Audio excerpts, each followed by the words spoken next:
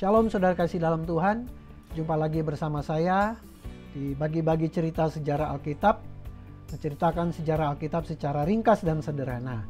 Pada kesempatan ini, masih dalam buku Survei Perjanjian Baru penulis Merrill Cheteni, saya akan bercerita tentang hari-hari raya Yudaisme dan sekte-sekte, ya, seperti sekte atau kaum Farisi, sekte Saduki, Eseni, dan Sadok.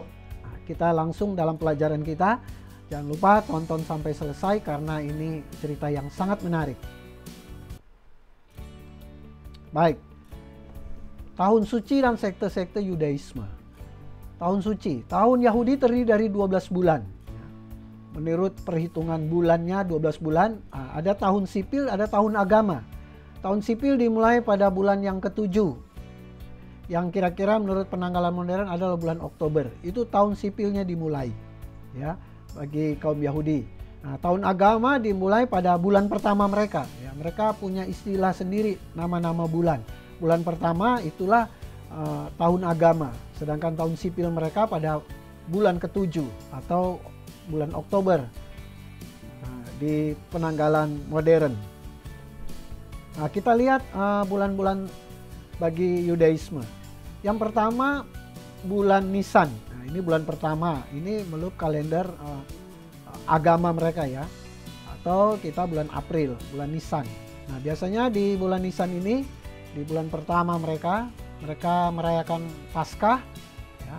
Ini Paskah mereka berbeda dengan kita, ya. Kalau kita merayakan Paskah itu memperingati kebangkitan Tuhan Yesus, tetapi orang Yahudi atau Yudaisme, Paskah mereka memperingati Tuhan membebaskan mereka keluar dari perbudakan di Mesir, ya.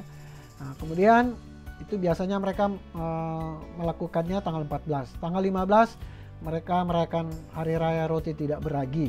Kemudian tanggal 21 penutupan Paskah. Nah, bulan kedua bagi Yahudi ada Eira atau kalender kita Mei. Kemudian bulan ketiga mereka Sivan, di kalender kita Juni. Nah, di bulan ketiga ini, di bulan Sivan, mereka merayakan hari raya Pentakosta atau 7 minggu setelah Paskah, ya, 50 hari, 7 minggu. Nah, Pentakosta bagi Yahudi adalah memperingati diterimanya ke-10 perintah Allah di Gunung Sinai oleh Musa. Nah, sedangkan bagi orang Kristen, Pentakosta adalah kita memperingati pencurahan Roh Kudus dan hari lahir gereja, ya, hari Pentakosta. Nah, bulan keempat bagi kalender Yahudi adalah Tammuz. Di modern bulan Juli. Bulan 5 Ab, ya, atau Agustus. Bulan 6 Elul atau September. Bulan 7 mereka Tishri, ya, atau Oktober. Nah, di bulan ke-7 ini, ya, khususnya tanggal 1 dan 2 mereka merayakan hari raya meniup serunai atau Rosh Hashanah, permulaan tahun sipil, tahun baru, ya, tahun baru sipil, Rosh Hashanah. Nah, kemudian di hari yang ke-10, tanggal 10 mereka merayakan hari raya pendamaian. Kemudian tanggal 15 sampai 21 itu hari raya pondok daun. Jadi mereka rayakan pada bulan yang ke-7 Tishri, itu secara agama, tetapi secara tahun sipil itulah bulan pertama. Kemudian bulan ke-8 bagi Yahudi adalah Mar Cheshvan atau November. Kemudian bulan ke-9 Kislev atau Desember, ya. Di tanggal 25 di Kislev ini bulan Desember, mereka merayakan hari raya Pelita atau hari raya pentabisan Bait Allah atau Hanukkah, ya. Ini mereka menyalakan lilin, menorah gitu, lilin, kaki dian yang ada lilinnya, ya. Jadi bertepatan dengan hari raya Natal 25 Desember. Nah, mereka merayakan Hanukkah, ya, itu memperingati pentahiran Bait Allah ketika zaman Seleucus di pemerintahan penjajahan Yunani, ya. Waktu itu Bait Allah mereka masukkan patung Zeus di Bait Allah. Kemudian mereka membawa korban seekor babi, ya, itu bagi orang Yahudi adalah haram. Nah, kemudian mereka memberontak, ya, memberontak dan mereka melakukan penyucian Bait Allah atas, ya, hewan-hewan yang haram di Bait Allah, bahkan patung-patung. Nah, jadi mereka mengadakan hari raya pentabisan, penyucian, atau hari raya Pelita atau Hanukkah dan itu bertepatan tanggal 25 Desember atau 25 Kislev. Kemudian bulan ke-10 bagi orang Yahudi adalah Tebat atau Januari ya. Kemudian bulan 11 Shebat Februari, dan bulan 12 adalah Adar Maret.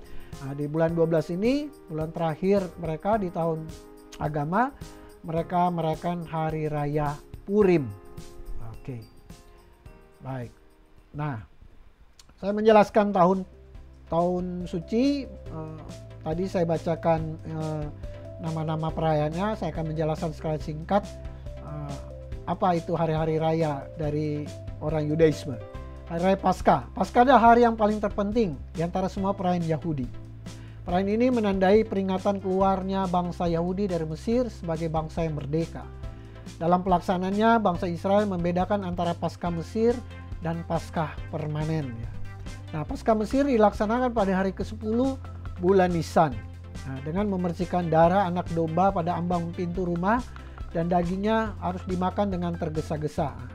Nah, catatan ini kita bisa baca dalam kitab Musa, ya, dalam Keluaran. Kemudian Paskah permanen dirayakan selama 7 hari dengan makan roti tidak beragi. Keduanya dirayakan pada saat yang hampir bersamaan dan termasuk dalam satu masa perayaan. Nah, hari raya Shavuot atau hari raya 7 minggu, Pentakosta. Nah, hari raya hasil pertama yang dirayakan pada bulan Sivan. Nah, Pentakosta itu artinya hari raya ke-50, hari yang ke-50. Ya, menurut hikayat Yahudi, hari ini adalah hari peringatan datangnya hukum Taurat di Gunung Sinai. Hari ini penting dalam sejarah Perjanjian Baru, karena pada hari ini Roh Kudus turun atas murid-murid Tuhan Yesus, sehingga hari ini sebagai hari kelahiran gereja bagi orang Kristen. Nah, selanjutnya hari raya meniup serunai atau tahun baru, Rosh Hashanah, ya, tahun baru sipil Yahudi dimulai pada hari pertama bulan Tishri. Sepanjang hari tahun baru, trompet dan tanduk dibunyikan di dalam bait Allah atau di dalam sinagog dari subuh hingga petang. Ya. Nah, dalam kitab Nehemia, dalam Nehemia pasal 8 ayat 2-12, bahwa mereka yang kembali dari pembuangan memperingati perayaan ini dengan membacakan hukum di hadapan rakyat dan bersukacita bersama-sama. Jadi meniup trompet pada tahun baru, ya, itu sudah dirayakan 2000 tahun lalu oleh orang-orang Yahudi ketika mereka merayakan tahun baru, ya, Rosh Hashanah. Ya, mungkin kita yang modern itu mengikuti mereka meniup trompet.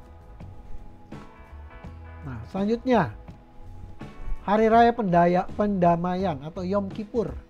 Hari pendamaian lebih tepat dikatakan sebagai hari puasa, ya, hari puasa daripada hari pesta. Hari ini juga merupakan taubat tahunan yang dilakukan oleh imam besar. Imam besar melepaskan pakaian resminya dan mengenakan pakaian putih sederhana dan kain lenan, lalu ia memasuki ruang Maha Kudus sambil membawa tempat perbaraan penuh bara api dari atas mezbah dan sebuah mangkok yang berisi darah lembu jantan yang disembelih sebagai kurban penghapus dosa. Nah, dalam Yudaisme modern, tahun baru dan hari pendamaian disatukan dalam masa pertobatan. Hari raya Hari Raya Pondok Daun atau Sukkot. Nah, 5 hari setelah hari pendamaian dirayakan Hari Raya Pondok Daun. Ya, ini sudah diperingati di padang gurun, ya, tertulis dalam Imamat 23 ayat 34, Ulangan 16 ayat 13. Perayaan ini dilangsungkan pada hari yang ke-15 hingga hari yang ke-20 dari bulan Tishri untuk memperingati masa pengembaraan di padang gurun dan sebagai ucapan syukur atas hasil panen.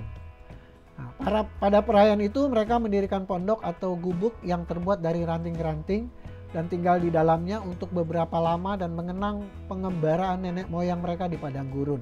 Nah, seperti gambar ilustrasi di bawah foto, ya, ini pondok yang sudah modern, tapi ini masih dilakukan di Israel. Nah, kemudian Hari Raya Pelita atau Hanukkah. Hari Raya Pelita atau Hari Raya Pentabisan Bait Allah. Ini tercatat juga dalam Yohanes 10 ayat 22. Diselenggarakan selama 8 hari sejak tanggal 25 bulan Kislev, 25 Desember, bertepatan dengan hari Natal.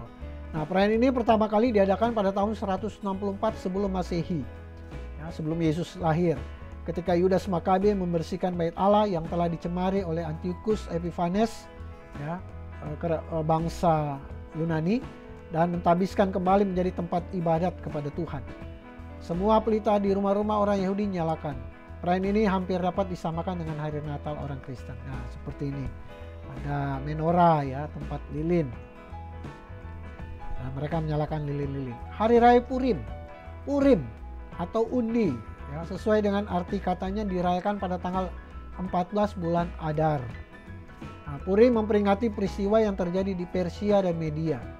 Di tahun 200 sebelum Masehi, seorang yang jahat bernama Haman mempunyai rencana untuk memusnahkan semua orang Yahudi. Nah, dia membuang undi untuk menentukan tanggalnya, yaitu tanggal 14 bulan Adar. Nah, itu tercatat dalam kitab Ester 3 ayat 7.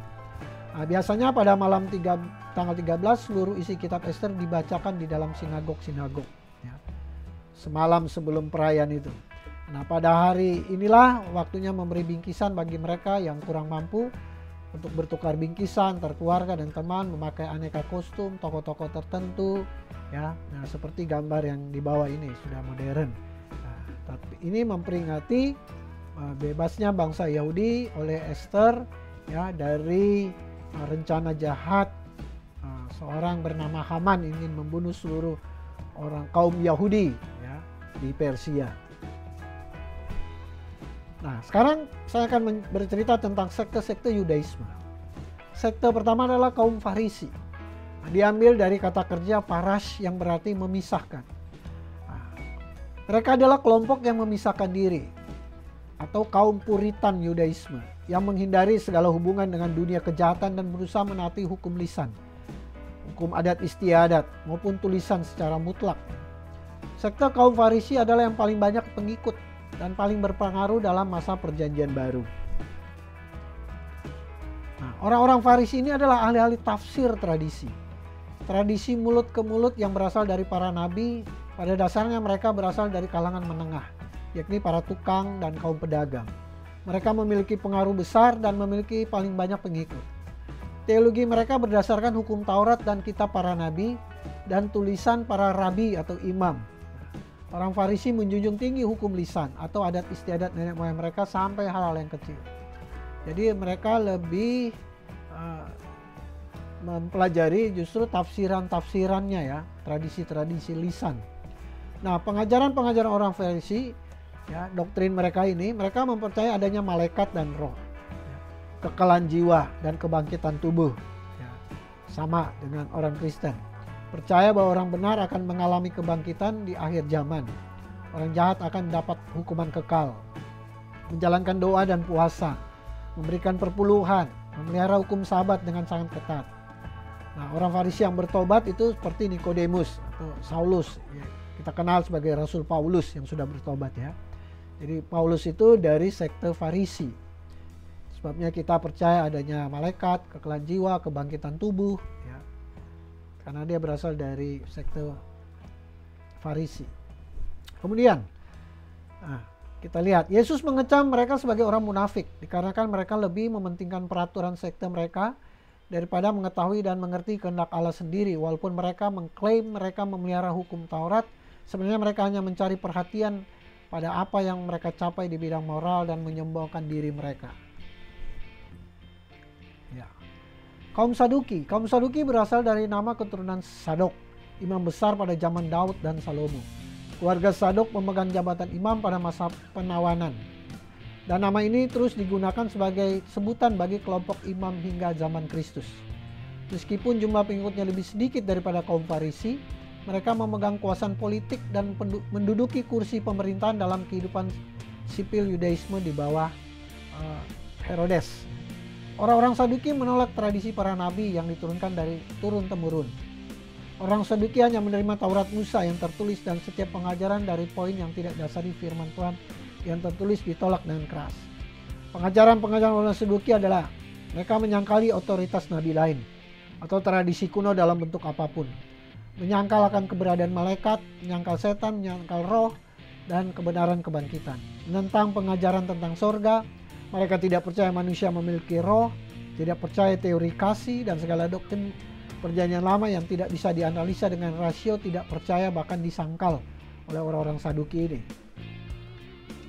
Ya, kaum Esseni, para pemegang kebenaran radikal. Nama Esseni berasal dari bahasa Aram, yaitu kudus.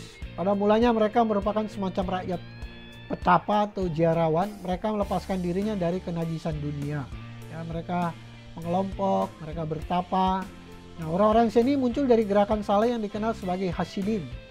Orang-orang Esseni pada umumnya hidup secara berkelompok jauh di daerah-daerah pedalaman gurun pasir. Dan sebagian tinggal di Yerusalem, bahkan ada nama gerbang Esseni. Mereka menjalankan upacara yang sangat rumit untuk menyucikan diri mereka baik rohani maupun jasmani.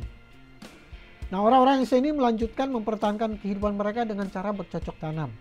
Untuk mencukupi kebutuhan pangan, hidup harmonis dengan sesama, hidup bersama dengan peraturan ketat dengan giat bekerja, mengutamakan peraturan kebersihan, bertapa untuk mengekang nafsu, menekankan keadilan, suka kebebasan, makan minum bersama-sama, sama-sama menikmati harta yang mereka miliki, dan hubungan satu sama lain sangat begitu akrab. Mereka hidup selibat dan mendapatkan generasi penerus melalui adopsi atau dengan menarik pengikut baru. Dalam persekutuannya, semua harta benda adalah milik bersama. Mereka mempertahankan perintah Sabat dengan keras. Setiap pelanggar dihukum dengan mengeluarkan dari komunitas mereka. Nah, sejarah kaum Esseni terungkap dalam suatu penggalian di Qumran, suatu daerah sekitar 7 mil di sebelah selatan Yeriko di atas dataran tinggi di tepi Laut Mati. Pada tahun 1947, beberapa gembala suku Beduin menemukan 8 buah bejana besar berisi gulungan naskah kuno Perjanjian Lama di dalam sebuah gua. Nah, pada tahun 1951 dilakukan penggalian, ditemukan bahwa di sana pernah ada ruangan tempat tinggal dalam sebuah kompleks pemukiman yang luas, lengkap dengan bangsal makan, asrama, tempat penampungan air, dan tempat penyimpanan naskah-naskah. Nah, kemudian ada kaum Selot. Nah, orang-orang Selot atau Zelots berarti orang-orang yang berusaha keras untuk melestarikan Taurat dan peraturan Yahudi. Asal-usul orang Selot dimulai pada tahun ke-6 sesudah Kristus. Pada waktu itu pemerintahan Romawi mengadakan sensus dan memungut cukai yang besar. Yudas orang Galilea menghasut bangsa Yahudi untuk memberontak terhadap pemerintahan Romawi. Tetapi gagal, maka anggota partai itu membentuk partai Selot supaya mereka di kemudian hari dapat mengadakan revolusi. Nah, pemberontakan itu membuat malapetaka di mana mulai tercipta konflik-konflik yang mengakibatkan penghancuran Bait Allah pada tahun 70. Orang-orang Selot membenci setiap kekuatan asing yang menguasai pemerintahan di negeri mereka. Maka terciptalah Syikarii, manusia belati. Pada Syikarii ini membawa belati yang diselipkan di balik baju mereka guna untuk membunuh para simpatisan Roma. Karena mereka berpikir ketika membunuh orang Roma di dalam Bait Allah adalah suatu kebajikan yang membanggakan. Ya. Nah, kepercayaan orang Selot mirip dengan kaum Firisi. Tetapi keyakinan terutama mereka ialah bahwa mereka tidak dapat mempunyai Tuhan yang lain kecuali Allah. Dan oleh karena itu orang Romawi harus diusir dengan cara apapun juga. Orang Selot berpegang teguh pada hukum, lebih tepat sebagai fanatisme agama daripada untuk merebut kemerdekaan dari penguasa Romawi. Murid Yesus juga ada dari kaum Selot, yaitu Simon orang Selot, dan diduga juga Yudas Iskariot adalah seorang Selot. Nah, pada umumnya orang-orang Selot seperti Barabas. Nah, ini ada kaum Herodian.